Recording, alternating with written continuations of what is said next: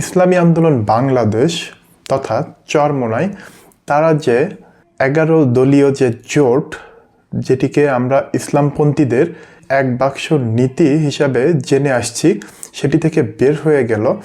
এই বের হয়ে যাওয়ার ফলে তাদের আসলে কতটুকু লাভ হলো এবং কতটুকু ক্ষতি হলো। দর্শক, ভোটের বাকি আর মাত্র 11 দিন এবং এই 11 দিন কিন্তু খুবই গুরুত্বপূর্ণ। দেখেন, চরমোনাই জোট থেকে বের হয়ে গেল। মূলত তাদের দাবি ছিল 143টি আসনে তারা কিন্তু এ গ্রেড পজিশনে আছে, অর্থাৎ 143টি আসনে তাদের জয়ের সম্ভাবনা রয়েছে। সো বর্তমান পরিস্থিতি যদি আপনারা পর্যবেক্ষণ করেন, ভোটের আর কিন্তু মাত্র 11 দিন বাকি এবং এই 11 দিন আগে আপনাদের কি কারো মনে হয় যে তারা একটি আসনেও জিতবে? বর্তমান ভোটের এই যে পরিস্থিতি এবং বর্তমান দেশের রাজনীতির যে হালচাল, সেখানে ইসলামী আন্দোলন বাংলাদেশ কি কখনো আপনাকে রিলেভেন্ট মনে হয়েছে? বিগত 1 মাস যাবৎ তাদের কতটুকু নির্বাচনী প্রচারণা আপনারা দেখতে পেয়েছেন? তারা কিন্তু এক প্রকার নির্বাচনের যে মাঠ, সেখান থেকে কিন্তু হারিয়ে গিয়েছে। এটি আসলে খুবই হতাশার, কারণ সমগ্র বাংলাদেশেই এই ইসলামী আন্দোলন বাংলাদেশের কিন্তু একটি ভোট ব্যাংক রয়েছে।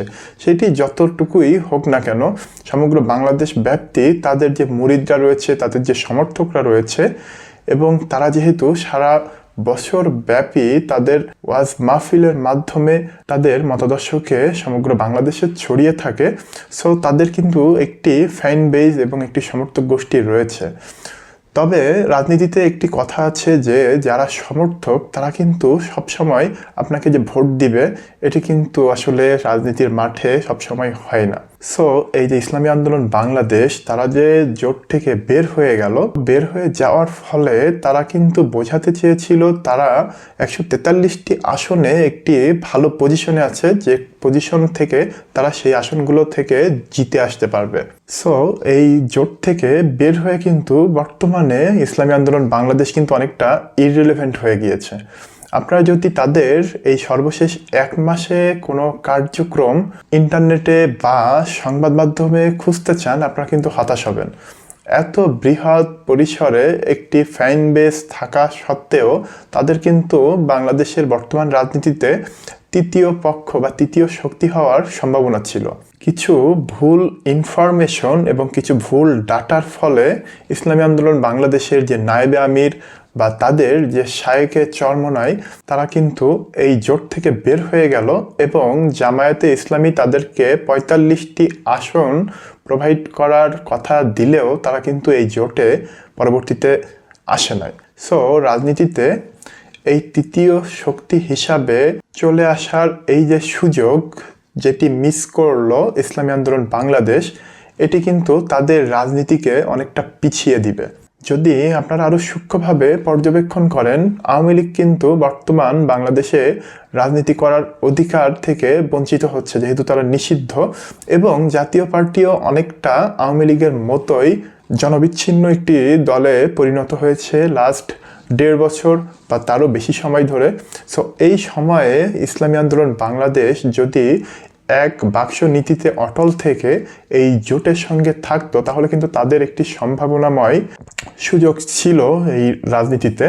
বিশেষত 45টি আসন ইসলামী আন্দোলন বাংলাদেশকে যেহেতু এই 10 দলীয় বা 11 দলীয় জোট থেকে অফার করা হয়েছিল, এটি কিন্তু আসলে তাদের দলের যে স্ট্রাকচার, তাদের দলের যে জনবল এবং তাদের যে সমর্থক, তার তুলনায় কিন্তু আসলে অনেক বেশি। যদিও তাদের ধারণা তারা আরও বেশি কিছু ডিজার্ভ করে, হয়তো তাদের 100 বা 120টি আসন দিলে তারা এই জোটে থাকতো, কিন্তু বর্তমানে এই জোট থেকে বের হয়ে যাওয়ার ফলে ইসলামী আন্দোলন বাংলাদেশের একটিও আসনে নির্বাচনে জয়লাভ করার আসলে কোনো সম্ভাবনা আমি অন্তত দেখছি না। দেখেন, এই বিগত 15 মাস যাবৎ, অর্থাৎ জুলাই থেকে পরবর্তী সময়ে বর্তমান রাজনীতিতে কিন্তু ইসলামপন্থীদের একটি বেশ ভালো প্রভাব কিন্তু লক্ষণীয়। সরকার পক্ষ এবং আর্মি পর্যন্ত কিন্তু ইসলামপন্থীদের বিভিন্ন মিটিংয়ে ডেকে ইসলামপন্থীদেরকে যথেষ্ট গুরুত্ব দিচ্ছিল। সো এমন সময়ে ইসলামপন্থীদের মাঝে যদি আবার বিভেদ দেখা যায়, এটা কিন্তু পরাজিত যে শক্তি আছে বা যারা এদের বিপক্ষে অবস্থান করে তাদের জন্য কিন্তু খুবই সুবিধাজনক একটি অবস্থান তৈরি করবে। 11 দলীয় জোটে থাকাকালীন ইসলামী আন্দোলন বাংলাদেশ যেমনটা সমর্থন, মিডিয়া কাভারেজ এবং সোশ্যাল মিডিয়ায় তাদেরকে নিয়ে যতটা হাইপ তৈরি হয়েছিল, বর্তমানে আসলে কিন্তু পুরোটাই অনুপস্থিত। তাদের নিজেদের কর্মীরা পর্যন্ত ভিন্ন দলে কিন্তু শিফট হওয়ার খবর আমরা ইতিপূর্বে বিভিন্ন সংবাদ মাধ্যমের দ্বারা দেখে আসছি, যেটা আসলে তাদের দলের ভবিষ্যতের জন্য আসলে কিন্তু হুমকি স্বরূপ। বিশেষত নির্বাচনের মতো এমন একটি গুরুত্বপূর্ণ সময়ে তারা যে জোট থেকে বের হয়ে গেল, জোট থেকে বের হয়ে তারা নিজেরাই এককভাবে 300টি আসনে তারা যে পার্টিসিপেট করবে এমন একটি ঘোষণা দিল, এটি তাদের রাজনীতির জন্যই কিন্তু অনেকটা ব্যাকক্লাশ করার সম্ভাবনা তৈরি হয়েছে। কারণ এই যে 1 মাস যদি আপনারা সঠিকভাবে পর্যবেক্ষণ করলে দেখতে পাবেন সোশ্যাল মিডিয়া এবং আমাদের দেশের মেইন স্ট্রিম মিডিয়াগুলোতেও কিন্তু তাদেরকে কোনোভাবে হাইলাইট করা হচ্ছে না। তাদের যে সমর্থকরা আছে তারা কিন্তু যথেষ্ট এই বিষয়টি নিয়ে হতাশ, কারণ তাদের সমগ্র বাংলাদেশেই কিছু কিছু ভোট আছে, অঞ্চল ভিত্তিকভাবে বরিশালে তাদের একটি ভালো প্রভাব আছে। সো এই প্রভাব যেহেতু তারা কাজে লাগিয়ে নির্বাচনে একটি শক্ত অবস্থান তারা তৈরি করতে ব্যর্থ হচ্ছে, এটি আসলে ভবিষ্যতের বাংলাদেশের রাজনীতির জন্য, বিশেষত ইসলামিক রাজনীতি যারা করে থাকে, যাদের মেইন টার্গেট ইসলামপন্থীদেরকে সংসদে নিয়ে যাওয়া, তাদের জন্য কিন্তু হতাশাজনক। বিশেষত আপনি যদি শরিয়া প্রতিষ্ঠা করবেন এই মর্মেই অটুট থাকেন, এটা আসলেই খুবই ভালো দিক। ইসলামপন্থীরা আসলে চায় যে তারা শরিয়ার মাধ্যমেই পরিচালিত হোক দেশটা। তবে আপনি এমন একটি ক্ষেত্র এখানে তৈরি করলেন যে ক্ষেত্র বলে ইসলামপন্থীরা সংসদে না গিয়ে শুধুমাত্র প্রেস ক্লাব এবং রাস্তায় বসেই ভাষণ দিতে থাকলো এবং সংসদটা দখল হয়ে থাকলো ইসলাম বিরোধী বা যারা শরিয়া চায় না, যারা ইসলামী আইন মানে না তাদের দ্বারা। তাহলে কি আপনি মনে করেন যে সেটি সঠিক হবে? যদি সেটা সঠিক না হয়ে থাকে তাহলে আপনার এখন রাজনীতিতে অংশগ্রহণ না করাটা আসলে কোনো যুক্তিতেই মেনে নেওয়ার মতো নয়।